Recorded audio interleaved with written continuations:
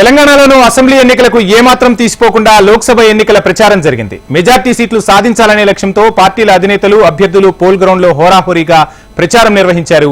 ఢిల్లీ నుంచి అగ్రనేతల రాకతో జోరుగా ప్రచారం సాగింది. తెలంగాణలో మొత్తం 17 లోక్సభ స్థానాలకు ఎన్నికలు జరగనుండగా 35,655 పోలింగ్ కేంద్రాలను సిద్ధం చేశారు.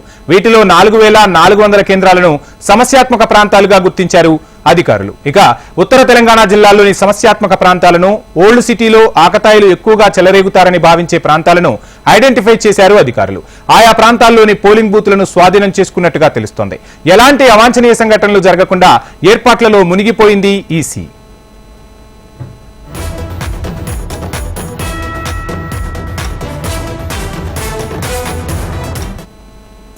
పోలింగ్ కి ఒక్కరోజు మాత్రమే సమయం ఉంది. తెలంగాణలో ఎన్నికలకు సంబంధించి దాదాపు అన్ని ఏర్పాట్లు పూర్తి చేసింది ఎన్నికల సంఘం.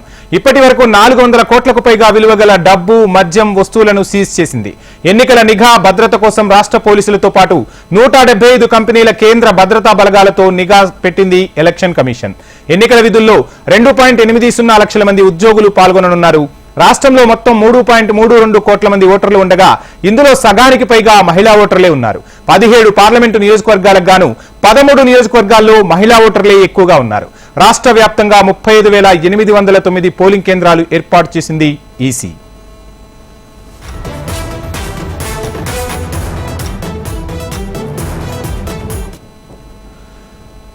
తెలంగాణ కంటే ఏపీ ఎన్నికలు మరింత ఆసక్తి రేపుతున్నాయి. దీంతో ఎలక్షన్ కమిషన్ కు కూడా ఏపీ ఎన్నికలు ఒకంత సవాల్గానే పరిణమించాయి. పోలింగ్ కు 48 గంటల ముందే అధికారులు అప్రమత్తంగా ఉండాలని సూచించింది ఈసీ.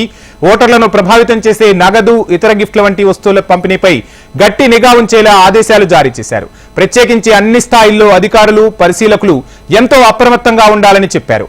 అవాంఛనీయ సంఘటనలకు ఎక్కడా తావు లేకుండా చూడాలన్నారు. ఓటు వేయడం సామాజిక బాధ్యత అనే విషయాన్ని మెసేజ్లు, సోషల్ మీడియా ద్వారా చైతన్యపరుస్తూ ఓటింగ్ శాతాన్ని భారీగా పెంచాలని ఆదేశించారు. అటు పార్టీల ప్రచారం ముగిసింది, ఇటు ఈసీ ఏర్పాట్లు కూడా పూర్తవుతున్నాయి. తెలంగాణలో లోక్సభ ఎన్నికలను పకడ్బందీగా నిర్వహించేందుకు అన్ని ఏర్పాట్లు పూర్తయ్యాయని ఎన్నికల ప్రధానాధికారి వికాస్ రాజ్ తెలిపారు.